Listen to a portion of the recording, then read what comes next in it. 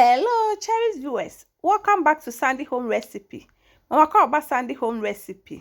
Send the kind we share my video. Remember to subscribe. Now I share. Now I like it. Now me a notification bell no. Send me the video be better on Sabeka. To my returning subscribers, thank you so much for your support. May the good Lord bless you all. Resua se be smoke mackerel. Ye be you su 3. Medikai awo horo ho ana mama make. What the fish season aka ho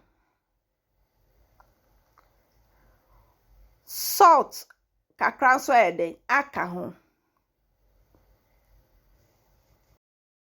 wawie no na de ni na eden ayeye ho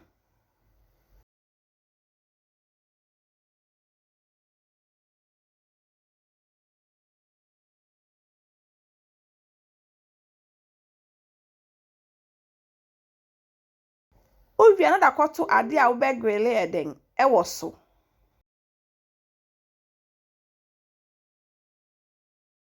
ba wo de oyi kakra begu enam no ho ansa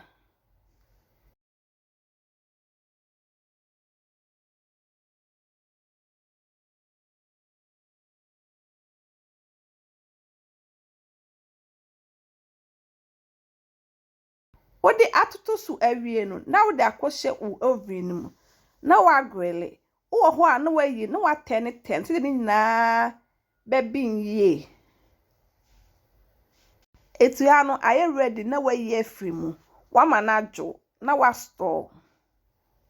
Please, if you are new to my channel, don't forget to subscribe, share, like, and also click the bell icon to get new video I will post. Now this our smoked mackerel. Please like this video and subscribe to my channel.